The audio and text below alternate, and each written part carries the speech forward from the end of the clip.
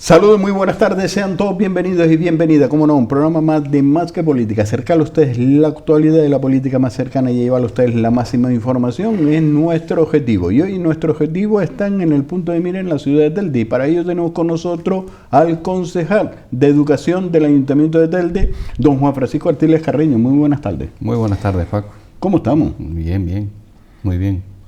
Pues don Juan Francisco, antes de entrar en materia de la gestión que se está llevando a cabo a través del área de educación, me gustaría, como presidente de la formación política Más por Telde, hacer un balance y hacer un análisis de la política nacional, que hay varios frentes abiertos. Me gustaría comenzar hablando en este caso de las últimas encuestas, las acciones al voto después de las elecciones madrileñas. Parece ser que se han animado y ahora aparecen otras encuestas que no son lo que hace el señor del sí, sino otros señores, en el cual parece ser que la acción del voto es un voto, vamos a decir, más elevado o más acción del votante hacia el Partido Popular. Bueno, vamos a ver, esto es como siempre, ¿no? La euforia no lleva a ningún lado, ¿no? Eso le pasó al Partido Socialista cuando ganó las generales, y sobre todo cuando coló las municipales a 20 días o 30 días después de las generales, le funcionó, porque encima se mezcló con las europeas y la tendencia de voto era todo a lo mismo que había votado aquí, votaba allá, según decían los propios estudios, ¿no? Que el 80% de la población prácticamente repetían el voto, y eso no les vino mal, no solo en lo que es el archipiélago canario, sino en muchísimas comunidades y en muchísimos ayuntamientos. Ahora, bueno, la tendencia es al revés. El Partido Popular arrasa en Madrid. Yo diría que más que el Partido Popular, la señora Ayuso, por sus formas de hacer y de entender la política, que se puede compartir o no, pero bueno, llegó a la gente. Es criticable, bueno, el que se anteponga a veces chorradas y tonterías a proyectos serios de trabajo y política, pero bueno, cada cual es libre de votar lo que quiera y la soberanía popular es la que manda. Ahí eso es indiscutible. Los resultados se aceptan, y por mucho resquemor que haya por ahí, algún pataleo de algún socialista perdido o de alguno de Podemos perdido porque el resultado fue el que fue, ese es el resultado. Aquí eso tú no le puedes dar la vuelta al calcetín de ninguna manera. Pero que eso sea luego la norma general, oye, puede haber una tendencia. De lo que yo he visto publicado, al final son lo que siempre decimos, ¿no? En muchos casos son medios de comunicación los que encargan esos estudios. Las encuestas, como siempre, hay que ver, como dicen algunos, las tripas de la encuesta, la ficha técnica, qué preguntas se hacen, dirigidas a qué. Todos sabemos que las encuestas no siempre aciertan, y menos las del señor Tesano, las del CIS, ¿no? Esas que hace a la carta y hace preguntas en momentos concretos para, entiendo yo, es una opinión mía personal, de utilización de un recurso que pagamos todos, un recurso público, para incidir en tus opiniones o en tus pensamientos, y en algunos casos, como en Madrid, hasta en el voto, que se permitió el lujo de hacer hasta declaraciones individuales y personales sobre cuál iba a ser la situación política, como que ya daba por hecho que lo que iba a pasar no era lo que él decía, que ganara el PP de aquella manera, en este caso la señora Ayuso. Pero eso, extrapolarlo al resto del mundo mundial, digo, a lo que es España completa, eso es imposible. Ahí tenemos lo que pasó en Cataluña.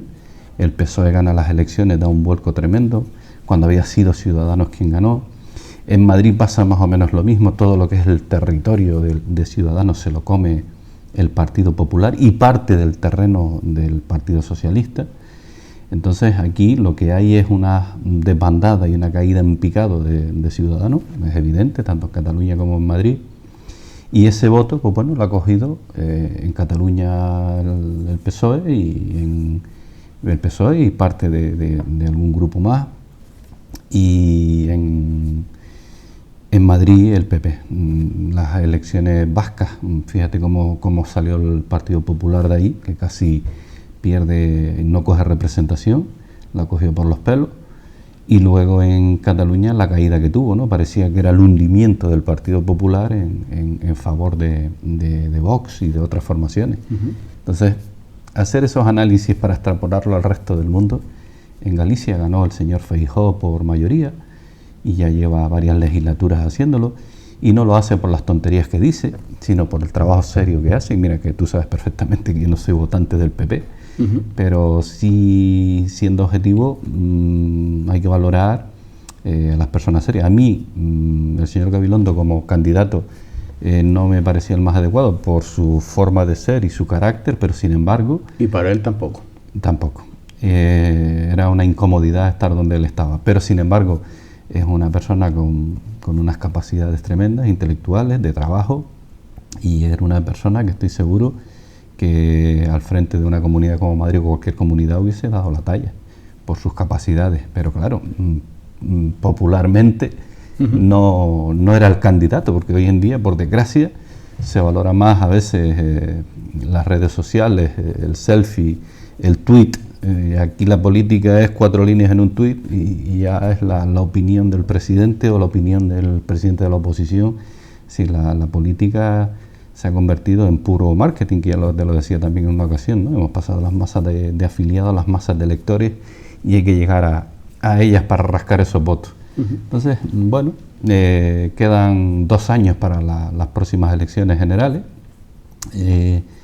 Yo creo que si el PP llegase a ganar, no creo que fuese solo por mérito propio, creo que sería el fracaso de Ciudadanos, porque está comiendo el territorio y el terreno, y el fracaso de los que gobiernan, que creo que están metiendo la pata un día sí y otro también, y eso pues alimenta que la otra alternativa, porque no hay más alternativas, crezca y sume gracias a esos errores y gracias a la caída que ha tenido Ciudadanos, porque ten en cuenta que el PP crece según esas encuestas, que yo las encuestas, como suele decir, las carga el diablo, y estamos a 2 años, las cosas pueden cambiar un montón, en 6 meses, en un mes, en un año las cosas pueden dar un vuelco, y el terreno ese que el Ciudadanos va perdiendo, que es una pena, va cargando sobre la derecha, que es el PP, y luego los errores estos garrafales que entiendo yo que comete el gobierno del Estado, sobre todo yo creo que el presidente del gobierno se equivoca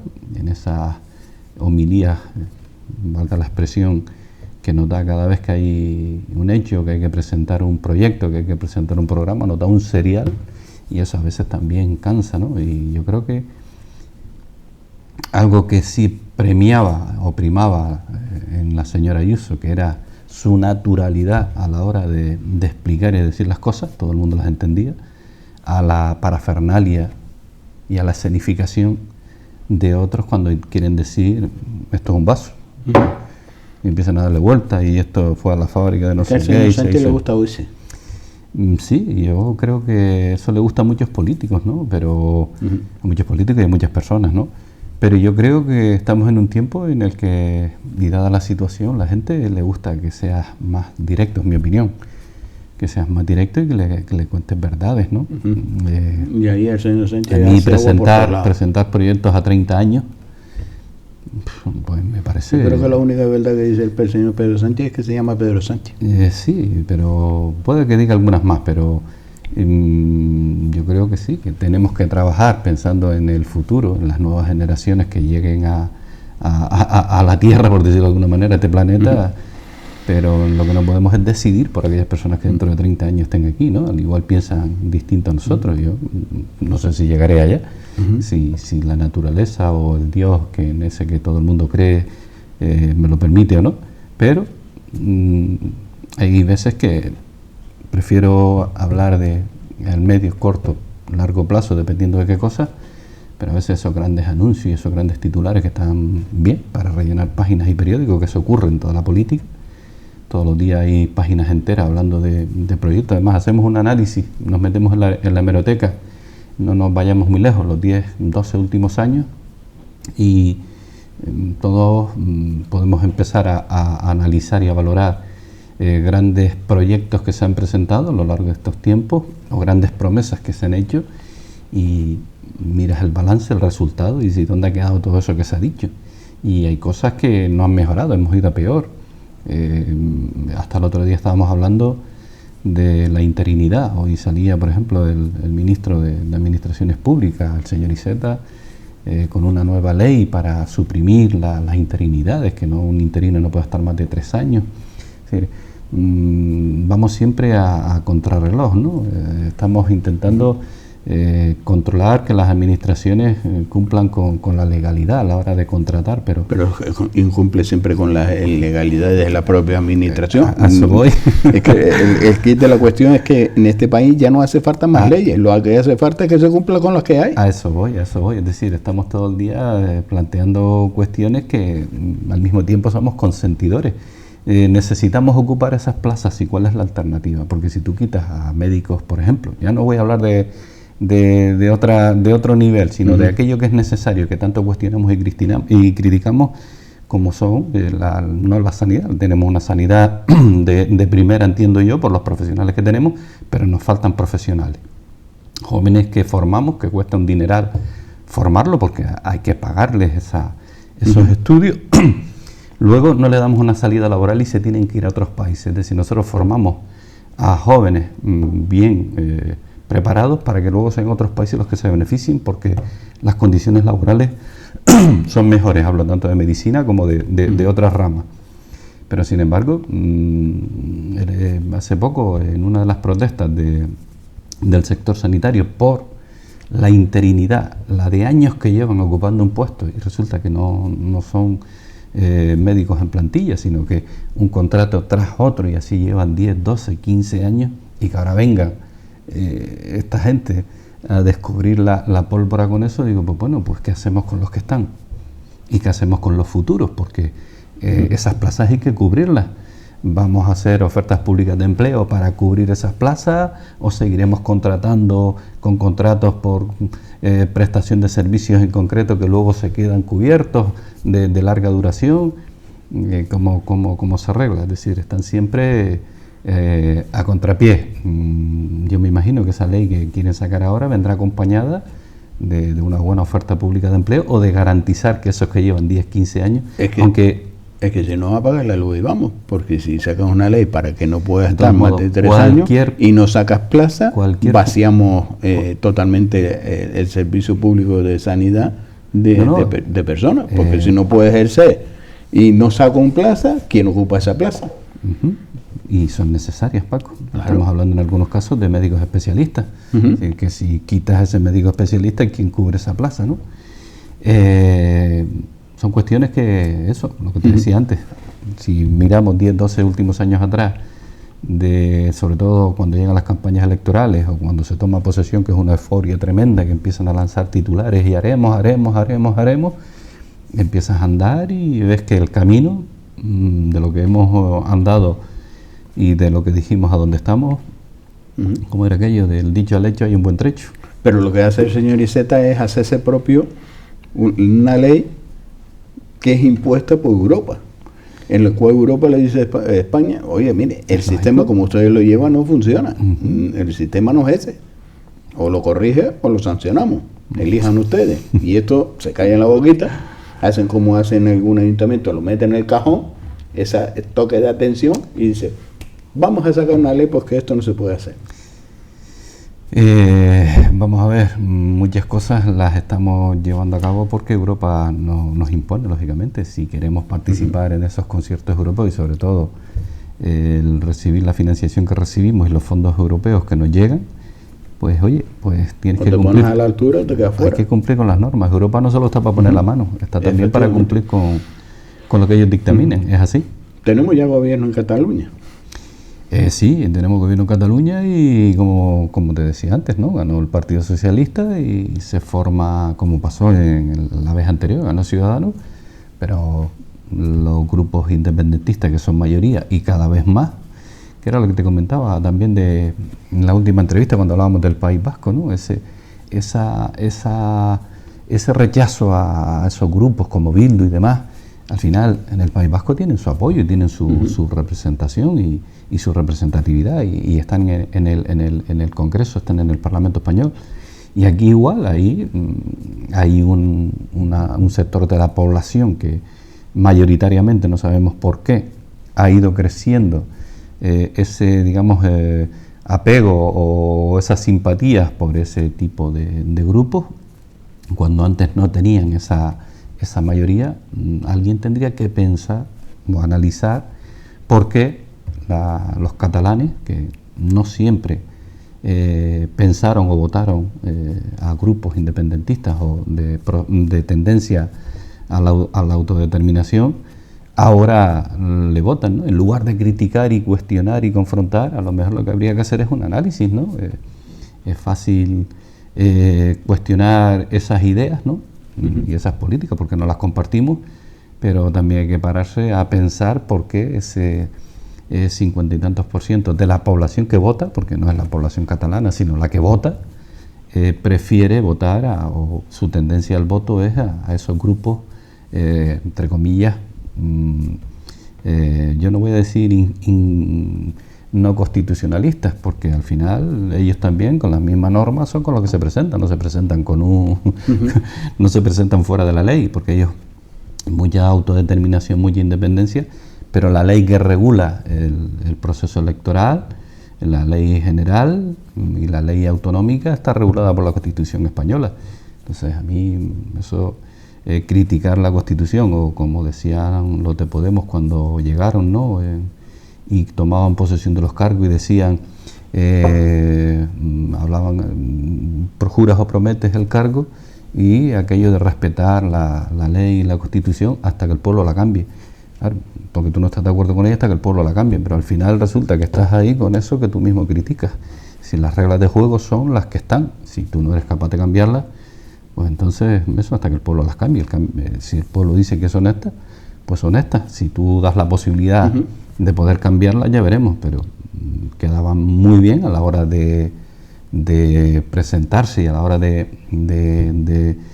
plantear cuestiones ideológicas y políticas, pero que luego sobre el papel lo tenían que asumir. Por eso hay políticos catalanes que están en la cárcel, ¿no? Por saltarse la Constitución y saltarse las leyes, por mucho que quieran.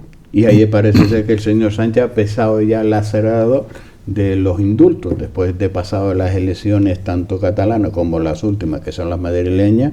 Ya ha visto la acción del voto que ha tenido las personas para no dañar esa posible más caída del Partido Socialista con estos indultos.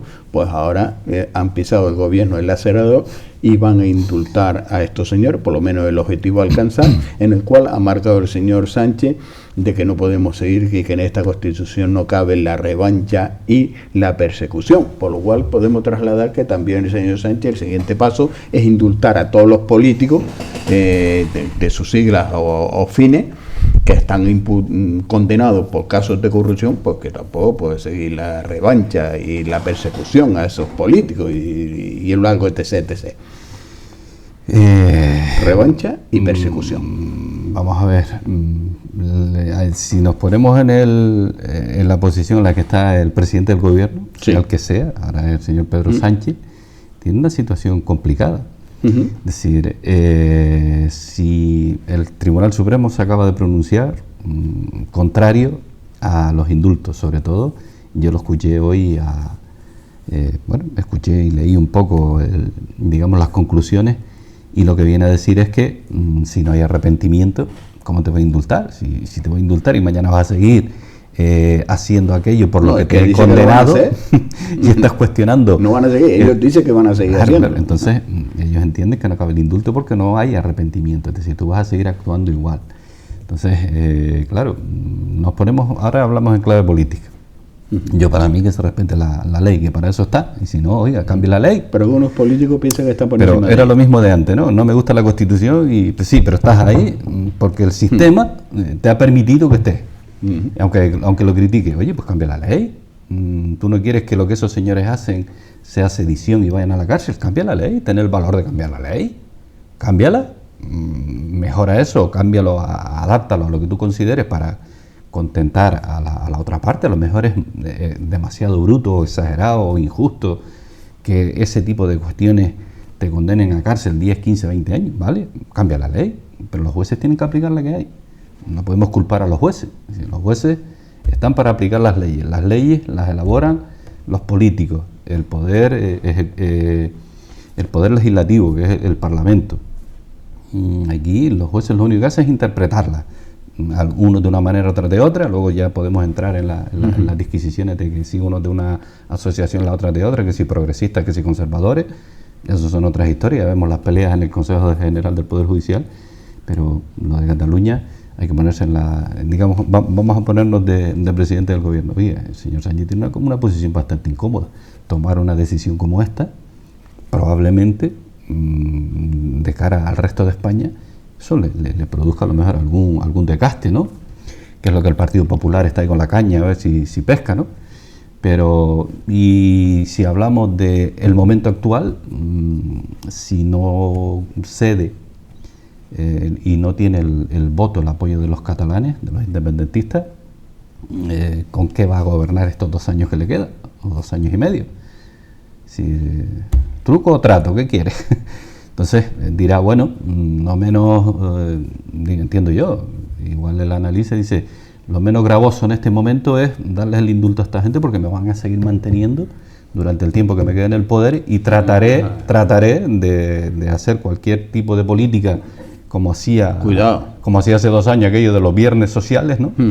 Para ganar el voto de los mayores con las pensiones, del otro con el no sé qué, el otro con no sé cuánto, y a lo mejor recupero eso que he perdido. Sí, pero quedan 2 años. Por eso, tiene tiempo para remontar. No, porque ahora el siguiente paso, si quieres que te apoyen los presupuestos, es que podamos hacer referéndum independentista. Sí, hombre, pero vale. Siguiente paso. Un referéndum no lo puede hacer porque tendrá que cambiar la ley. Vale, bien, pero me la vas a cambiar ya, porque si no te apoyo los presupuestos. Esas leyes no se cambian tan fácil. Además, hay que cambiar la Constitución. Pues no te apoyo. Pero sí, pero que no, Paco. Mira, para modificar la Constitución, primero la prueba estas Cortes se disuelven y la próxima tiene que ratificar el acuerdo y no son 176, creo que son 2/3 de los que constituye el Parlamento. Eso nunca, y es más, nunca se producirá, salvo que un partido alcance una representación escandalosa. Y eso en España no se ha dado. Ahora queremos que se reconozca y nos indemnice a todos los presos que han estado en la cárcel porque el Estado ha hecho. Esto es que no hay un fin con estas personas. ¿Sabe cuál es la primera medida que va a adoptar este grupo de gobierno catalán, impulsado por la CUP? El cese del señor Trapero. Todos, mira, vaya ellos. ¿Por qué? No, vaya ellos no, porque si hay un señor que está al frente de un cuerpo de seguridad, como son los mozos, y tiene que cumplir con la ley, el por no dejarse manipular y cumplir con la ley, no se puede cesar. Vuelvo y te repito, allá ellos. Es decir, eso es lo que los catalanes han votado. Es decir, no sería lo lógico, lo justo, pero es lo que los catalanes han votado. Si este señor es presidente, porque esos señores de la CUP le han dicho, oiga, usted me cambia aquí la norma, la ley que regula las actuaciones de los Mossos de Escuadra, o usted no es presidente. Pero da igual, si vuelves a repetir las elecciones y vuelven a ganar ellos, esto es como un callejón sin salida. Si en el otro lado no hay alternativa. Entonces, ¿qué hacemos? ¿Se enrocan? No creo. Ellos aceptarán y acatarán, pero hay una norma superior que eso no la van a tocar ni el PSOE, ni el PP, ni nadie, porque eso no es tan fácil, por mucho que quieran vender la moto, Paco. El conflicto de Marruecos con España, en este caso con el salto a Ceuta y a Melilla. Sí, bueno, ¿No es curioso de que cuando se hace el mismo conflicto, hombre, no con esa masividad y utilizando a los niños, sacando de los colegios y llevándolos y diciéndoles salta ahí y ahora que no vuelvan para acá y tener que ir los padres a buscar a los hijos, como se ha demostrado claramente el mal uso o cómo lo ha hecho el gobierno de Marruecos, con el amparo, en este caso parece ser con la bendición apostólica romana del señor de Estados Unidos, que es el que está apoyando y no se ha definido. Por otro lado, por lo menos no se ha definido y dicho esto no se puede hacer, pero bueno, hasta ahí llegamos. A lo mejor puede ser también que el señor de Estados Unidos dice, oye, que cuando pasó nuestra bandera, ustedes que están en el gobierno de España no se levantaron, por lo cual para nosotros es una ofensa y una falta de respeto. Fíjate. Y como ustedes no se levantaron, nosotros tampoco los vamos a levantar. Ya se va a pasar la historia. No, ellos no pasan la historia porque en Estados Unidos si algo tienen los americanos es el respeto a su enseña, que es su bandera.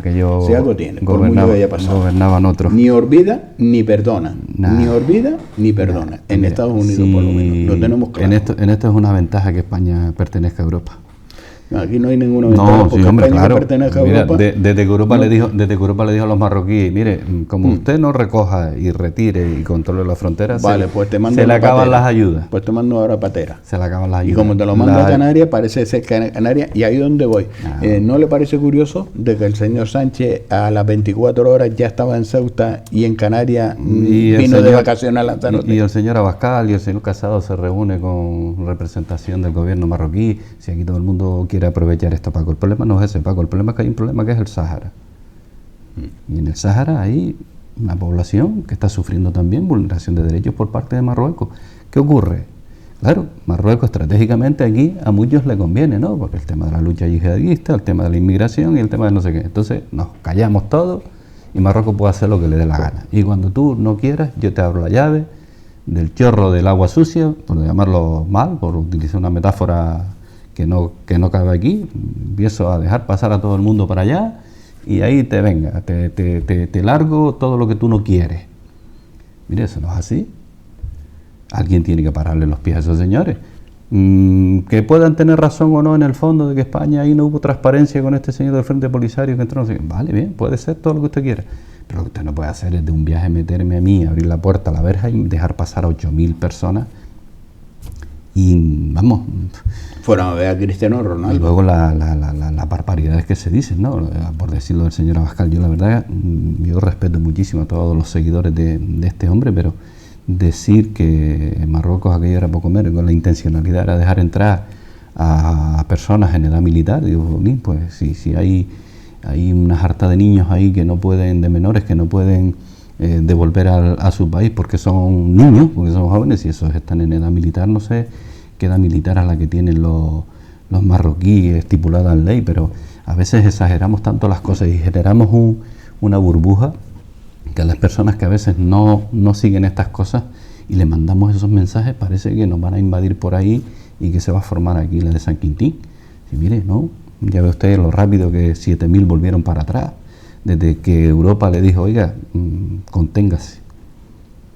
Enseguida, todo el mundo para atrás. El chantaje que hace Marruecos es inasumible. Y los 3 millones que le ha dado, 30 millones que le ha dado España. Y luego que yo cuando escucho a la gente del Partido Popular decir, no, es que, claro, es que el tema del Sáhara, España, la posición que tiene España con el Sáhara, la misma que tiene la ONU. Hay resoluciones de las Naciones Unidas de apoyo y protección al Sáhara. Marruecos no le quiere dar una solución, quiere seguir imponiendo su norma.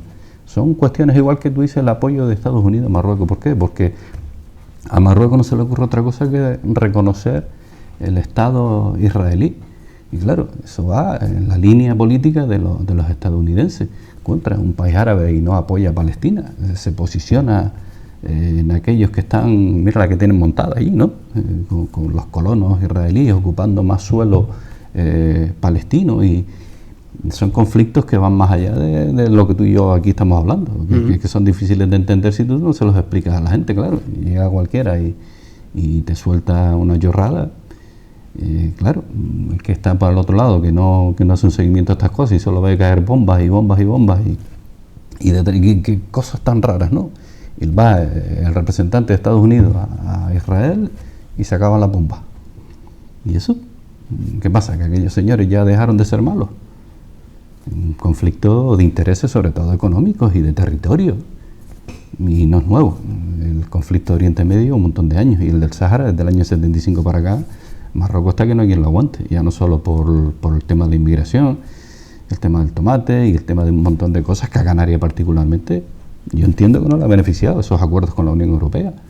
Pero bueno, esas políticas son políticas que van más allá de lo que tú y yo en este momento podamos solucionar, opinar. Sí, mi opinión siempre ha sido esa. Y seguiré defendiéndola. Pero ha habido una actuación por parte del gobierno estatal que no es la misma, no se ha tratado a la comunidad canaria como la de Ceuta y Melilla, en un flujo de inmigración. Vamos, cuando el señor Marlaska llega aquí a Canarias, llegó a Canarias, llegó a venir, sí 3 días después de los dolores. Después de haber entrado Cayuco, Patera y un montón de inmigrantes al muelle de Arguineguín, obligado, y dicen que se tienen que quedar en Canarias porque no pueden ser trasladados a Europa. ¿Por qué no Canarias, Europa? que somos nosotros, Paco. Ya. ¿Verdad? Entonces, ¿qué quieres que te diga?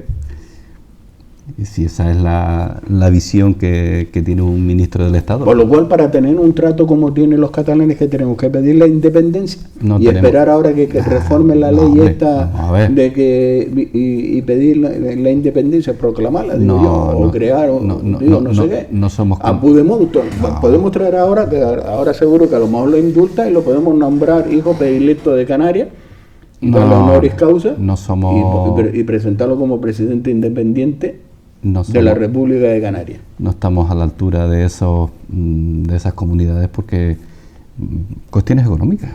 Vamos a ver, lo que aporta Cataluña a la caja común del Estado no se parece en nada a la de Canarias. Es decir, nosotros, ¿cuál es nuestro motor económico? ¿Cuál es el catalán? Es decir, nosotros tenemos un modelo económico basado en lo que lo tenemos. Los catalanes, pues mira, el nivel de riqueza es distinto, como el País Vasco, por eso ellos tienen esa fuerza. Don Juan Francisco Arciles, volvemos ahora a la política ya era hora, la gestión. Hemos analizado por lo menos los frentes abiertos que lo hemos tenido. Está bien. Y queríamos saber su opinión. Está bien, además me siento cómodo cuando empiezas a sacar esos temas porque me gusta. Bien, pues ahora vamos a otros temas, y es los temas de la política municipal, en este caso el plan de obra que se está ejecutando en los diferentes centros educativos en esta ciudad de Telde. ¿En qué situación se encuentra? Bien, en la última entrevista creo que hablamos de los proyectos que teníamos pendientes de concretar ya es decir, que el área de contratación impulsara, y la verdad que yo hace poco hice una valoración del trabajo que se estaba haciendo, tanto desde educación como desde el área de contratación, porque ese impulso es necesario. Creo que se ha hecho y hay que valorarlo, un trabajo bastante importante y bastante serio, por una razón. Y hablo del área de educación. Nosotros hemos impulsado en estos 2 años, entre contratos de un tipo y de otro, pues contratos, iniciativas. Los contratos no son todos. Iniciativas, yo calculo que entre 80 y 90. Y todo ello necesita, con la nueva ley de contratos, el apoyo del área de contratación. Nosotros hemos fluido, pero también gracias a ese apoyo y a ese trabajo paralelo. Y hay que reconocerlo y hay que ponerlo sobre la mesa. El trabajo que se está haciendo desde ahí, en otras ocasiones ha sido bastante cuestionado, pero yo creo que en este momento está funcionando bastante bien. Puede mejorar, como todo lo que está sucediendo en este ayuntamiento, pero a día de hoy yo entiendo personalmente, y una opinión mía, de que esas cosas están funcionando mejor, muchísimo mejor, y serán mejorables, seguro. Pero al final hemos conseguido, pues ya tenemos, habíamos hablado del proyecto eléctrico de la Amelia Vega, que estaba en licitación, las empresas presentando ofertas. Para el proyecto eléctrico de la Amelia Vega hay 6 ofertas y 6 empresas que han presentado sus ofertas, que se están valorando desde el área técnica. Y para el de las luminarias, que era una licitación que creo que rondaba de salida los 100.000 euros aproximadamente, que es la tercera fase de instalación de luminarias en 4 centros de infantil y primaria, más las 5 escuelas unitarias. Se han presentado 11 empresas, es decir, hay gente con ganas, y esto, lo que te decía, esto genera un movimiento económico importante y creación de empleo de forma directa o de forma indirecta.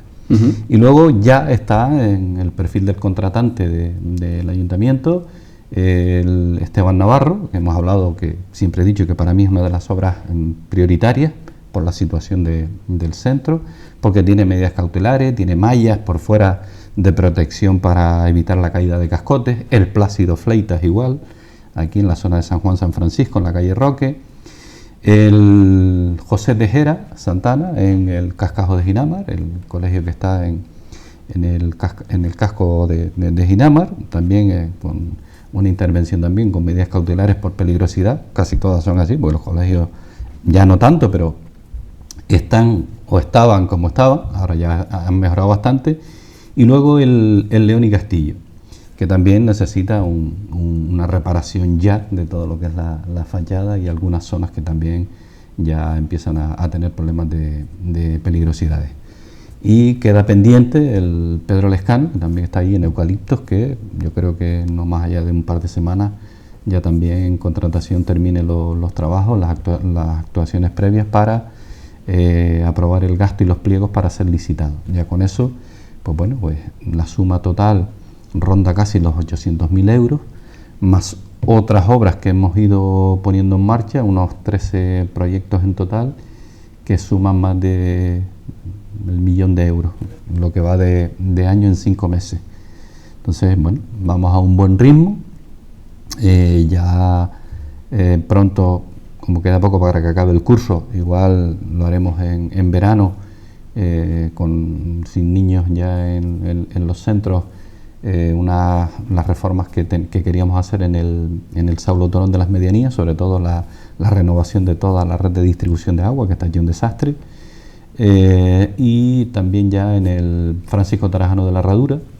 Ya también creo que ya contratación resolvió la adjudicación del contrato, y probablemente empezaremos pronto también con las obras con las medidas cautelares para evitar las peligrosidades que hay y algunas demandas que vamos a resolver de la comunidad educativa, que llevan años pidiéndolo y que lo vamos a solucionar. Y ya trabajando en lo que queda de año y programando el próximo ejercicio del 2022.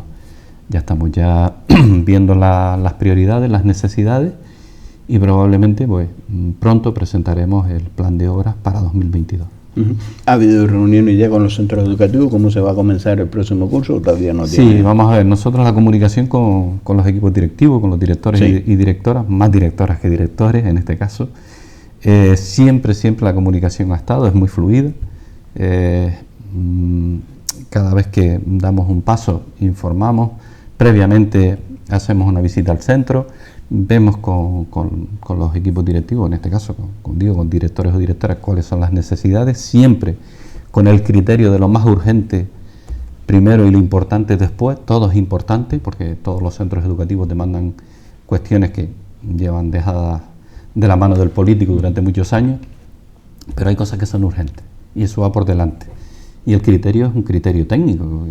El técnico es el que tiene que valorar la peligrosidad y cuál es la necesidad y la urgencia. Perdón, se me olvidaba otro proyecto, que es el eléctrico del Colegio de la Pardilla, el Suárez de Fiol. Terminamos hace poco con la fachada, el arreglo integral de la fachada y del área de la zona de infantil, y ya el proyecto eléctrico, la renovación completa de la instalación eléctrica, ya está también. Las actuaciones previas, las preparatorias que hacemos desde el área de educación, ya están en contratación para que elaboren el pliego administrativo y también se apruebe el gasto y los pliegos y se licite. Eso yo también espero que sea en los próximos meses. Entonces, bueno, pues la verdad que contento, satisfecho con el trabajo del equipo que hay en educación, desde el jefe de servicio, Diego López, pasando por la técnica, por María Jesús, que está haciendo un gran trabajo, los administrativos, tanto Carlos Galván como Tere Carrillo, y bueno, poco uno marca la pauta política, pero lo que es el trabajo y el desarrollo. Por lo cual está habiendo fluidez para la respuesta de sacar, porque siempre hemos hablado de el engorroso de la burocracia administrativa para poder desarrollar. La ley es la que es, tú no te la puedes saltar. Sí, ya sabemos que es la ley. No, pero quiero decir que te establece unos plazos. Por ejemplo, con la nueva ley de contratos, ¿vale? Existen los contratos menores, los super simplificados, los simplificados, dependiendo de los importes económicos. Entonces, claro, cuando tú te vas a un super simplificado, uno va aprendiendo, ¿eh? No es que uno sea que puede estar entre 40 y 80.000 euros por lo que establece la ley, pues tú tienes unos plazos de 10 días para licitar, pero desde que te pasas de ese importe ya te vas a un simplificado y ya de 10 te pasas a 20, se duplica el plazo. Entonces, claro, todo depende un poco del tipo de obra, de la inversión que vayas a hacer, de las necesidades que tenga cada centro de inversión y de arreglo, y en razón de ello, pues claro, en contratación, lo que tiene que hacer el área, los responsables, es establecer los plazos en razón de lo que la ley establece. Aquí no cabe otra. El cumplimiento de la ley, y que nadie venga con chorradas, ¿no? Porque ya vemos cómo acaban. Entonces, la ley es la que hay y está para cumplirla, respetarla y ejecutarla. Que entendemos a veces, y bueno, he hablado con una directora precisamente de estas cuestiones, de estos 4 proyectos, o estos 5 contando el Pedro Lescano, desde octubre, a pesar de la pandemia y del confinamiento, ya estaban, las actuaciones previas ya estaban hechas. Pero oye, esto lleva un procedimiento y todavía no hemos aprobado el presupuesto de 2021. Estamos que lo aprobamos precisamente mañana en el Pleno, de forma definitiva. Estamos con el presupuesto prorrogado del año pasado, que ya tenemos comprometido ese dinero. ¿Sí? Cuando se apruebe el presupuesto, prácticamente Educación tiene el suyo ejecutado. Don Juan Francisco Artiles Carreño, gracias por estar con nosotros, acercarnos a la actualidad de la gestión que se está llevando al frente del área de educación en esta ciudad de Telde y hacer un análisis de la política nacional. Yo encantado, don Francisco, le iba a decir don José Francisco, don Juan Francisco Olivares. Ay, bueno.